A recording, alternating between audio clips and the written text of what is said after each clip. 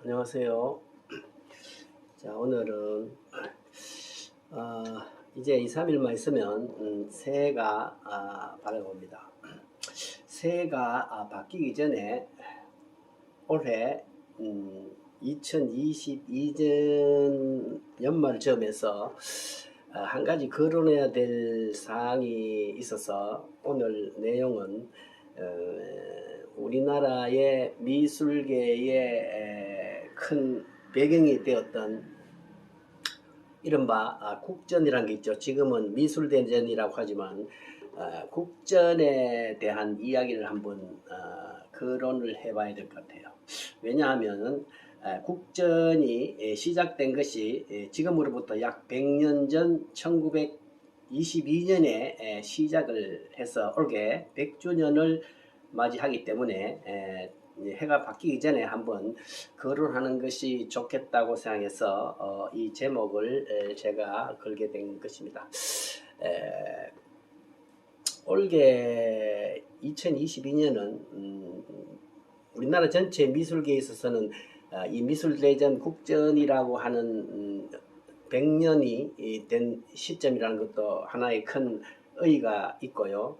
제가 거주하고 있는 이 대구 지역 사회에 있어서도 1922년은 상당히 큰 의미를 가지고 있습니다. 그것은 지금부터 100년 전 대구의 대표적인 서화가였던 석재 서병호 선생이 교남 시서와 연구회라는 것을 창설을 하게 된 것도 지역 대구 사회에 있어서 굉장히 우리나라 미술계에 있어서도 큰 의의가 있는 일이 되겠습니다. 교남 시서와 연구회는 지역적인 이야기로 해서 다음으로 한번 미루기로 하고, 오늘은 그 국전에 대한 100년사에 대한 이야기를 한번 말씀을 드림으로 해서 현재 이루어지고 있는 우리나라 미술계의 큰 흐름을 이해하는 데 도움이 되었으면 합니다.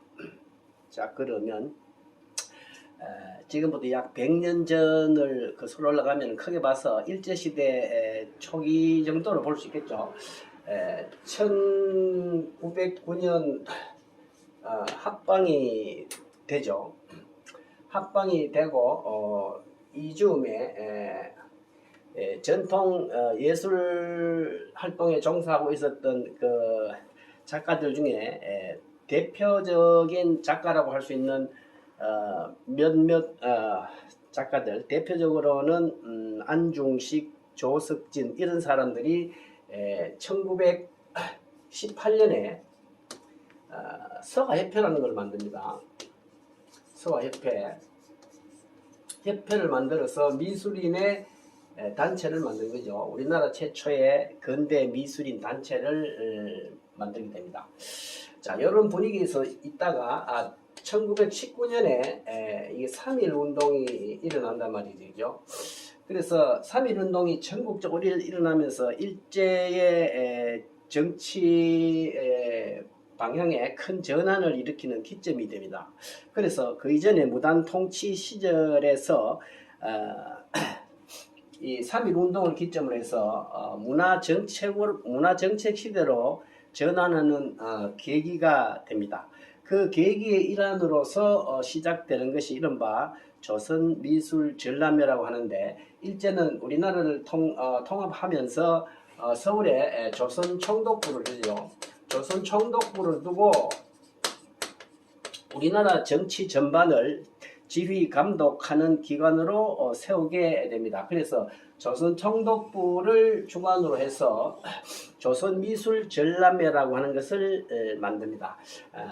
제목이 길죠. 조선미술전람회인데 조선에서 선자를 떼고, 조선미술전람회 선자를 떼고 전람회 전 해서 마지막 전을 떼서 일반적으로 선전이라고 이렇게 이야기합니다. 이것이 1922년에 1회가 시작이 돼서 지금까지 100년의 역사를 지니고 있다, 이렇게 볼 수가 있습니다. 자, 그러면 1922년에 출발한 조선미술전람회는 어떻게 경과가 되었느냐를 한번 간단하게 살펴보기로 하겠습니다. 1922년에 출발한 조선미술전람회는 그 출품 분야가 세 가지로 되어 있는데 첫째가 우리가 막 이야기하는 동양화입니다. 동양화. 요새는 이게 1921세기에 들어서는 이게 한국화라고 명명은 바뀌었습니다만은 동양화라는 분야로 시작을 하고요. 두 번째 분야가 서양화와 조각 분야가 하나가 한 분야로 되어 있었어요. 그리고 세 번째로 전통 미술이었던 서예, 이렇게 해서 세 개의 영역이 돼서 출품이 시작하기에 이르렀습니다. 자, 그래서 이렇게 시작한 조선미술전람회가 쭉 이어져 오는데, 이게 몇 년까지 가느냐 하면은 1944년까지 44년까지 이어지거든요. 23회의 전시회를 거치는데 1945년에는 일제가 패망하죠. 그죠? 1945년에는 일제가 일단 패망을 해서 23회간의 조선미술 전람회가 쭉 이어져 내려옵니다.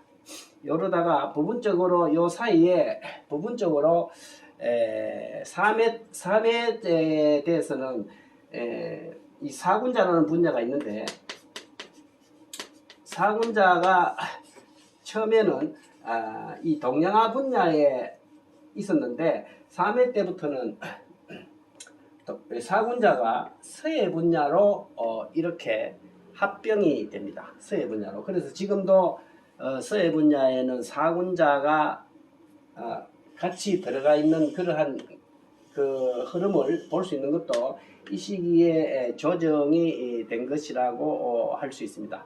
그러다가 한 10여 년 지나서 11회 때쯤 돼 가지고는 좀 이상하게도 이 분야에서 서예 분야가 없어져 버리고 사군자는 다시 동양화로 돌아갑니다.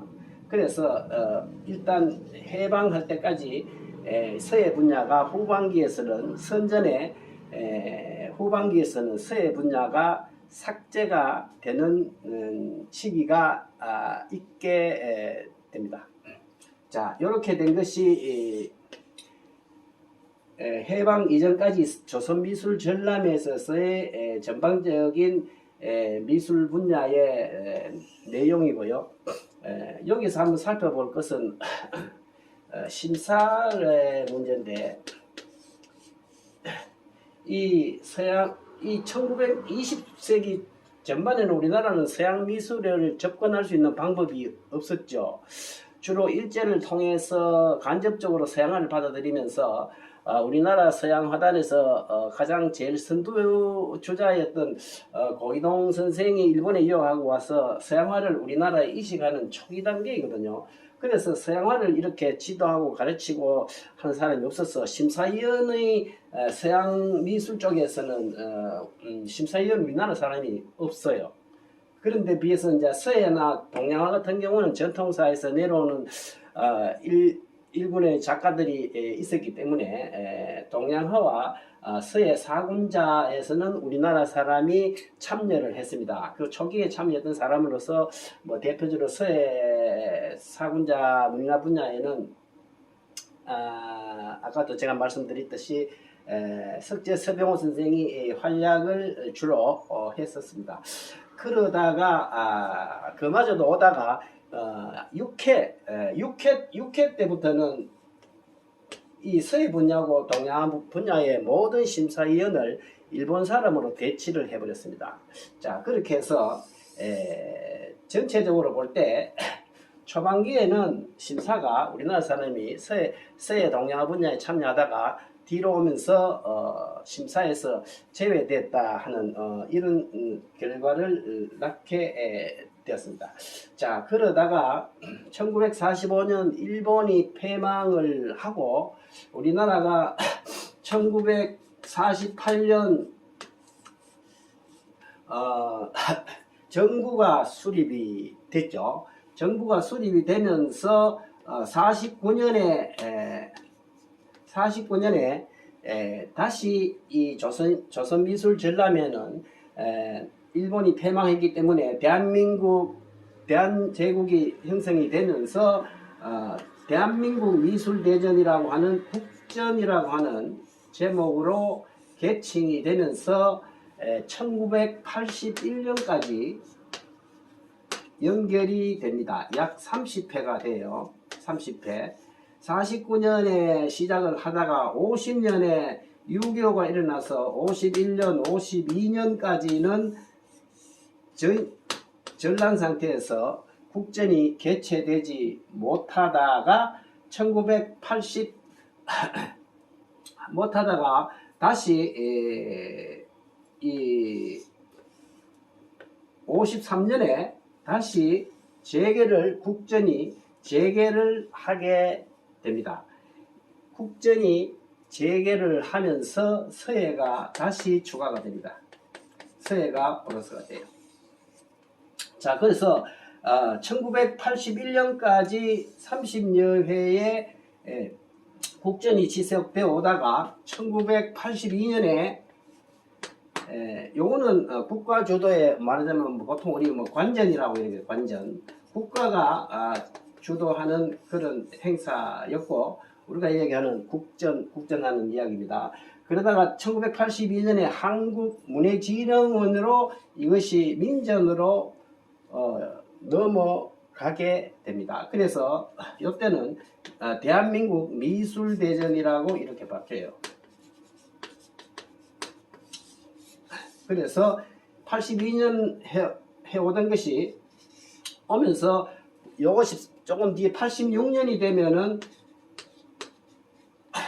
대한민국 미술협회가 주관을 하면서 지금까지 지속되어 오고 있습니다. 지금 2022년이면 되죠. 그래서 대체로 보면은 요게 지금까지 한 40회를 이어오고 있습니다. 자, 이렇게 우리나라 공모전 역사 100년을 간단하게 살펴본 거거든요. 요약을 해보자면 1922년에 출발한 선전이 23회의 전시회를 거치고 해방 이후에 1981년까지 30회의 국전 시기를 거쳐서 1982년부터 지금까지 약 40회 해서 중간에 전란으로 인해서 좀 몇 년 쉰 거 있죠. 이렇게 해서 약 90여 회 이상의 국가 주도의 미술 전람회가 이어져 왔다. 이렇게 일단은 요약을 할 수가 있습니다. 자, 일단은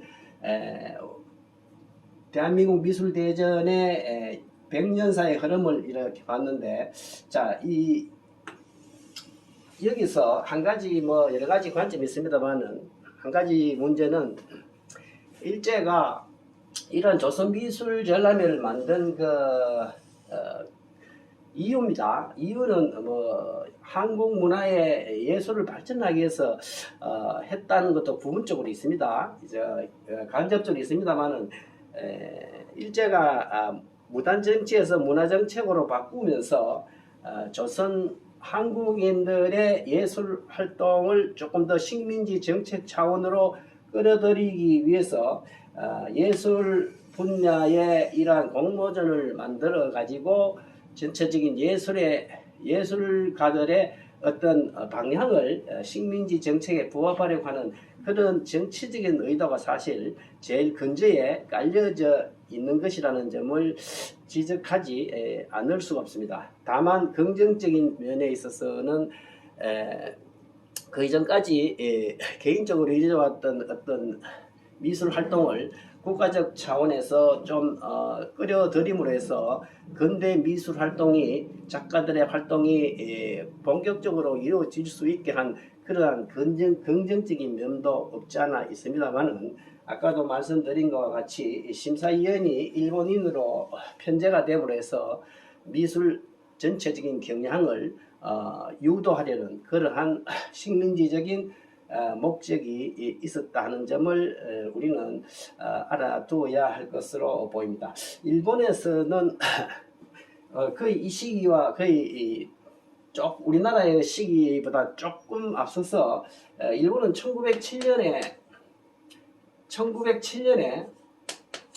일본 문부성에서 이것을 주관을 해가지고 이러한 문부성 미술전을 1907년에 만들어요. 1907년에 만들어서 쭉 오다가 이것이 뭐 뒤에 중간에 재전이라고 바뀌기도 하다가 해방 종전 이후에 1946년이 되어서 일전으로 바꿨습니다. 일전이 지금 이어지고 있죠. 그래서 일본이 1907년부터 해서 일본을 중심으로 해서 작가의 공모전을 만드는 것을 우리나라에 일단 이식을 시켰다 이렇게 볼 수가 있고, 뭐 이렇게 일본이 또 이렇게 국가적으로 공모전을 만든 것은 역시 일본은 메이지 유신 이후로 저 서구의 미술 문화를 수용을 하면서 특히 프랑스를 중심으로 있었던 서양 미술가들의 공모전이 일종의 공모전이죠. 일종의 뭐 대표적인 것으로 든다면은 프랑스를 중심으로 해서 한 2세기간 전통을 이루어왔던 프랑스의 살롱전이라는 것이 있습니다. 이 서양의 대표적인 공모전 형식이죠. 그것을 일본이 수용하고 그 일본의 그 일전의 그 틀을 우리나라에 갖다 넣어가지고 조선미술전람회를 만들고, 그것이 해방 이후에 국정과 미술대전으로 연결해서 현재 1세기를 지나고 있다 이렇게 볼 수가 있습니다. 자, 이 정도로 해서 우리나라 미술대전의 큰 흐름을 살펴봤는데, 뭐 이왕 이렇게 시기적으로 필요해서 제가 거론한 것인 만큼 다음에는 이 공모전에 대한 몇 가지 한두 가지 관점을 더 추가를 하기로 하고, 오늘은 전반적인 백년사의 흐름에 대해서 말씀을 드렸습니다. 네, 감사합니다.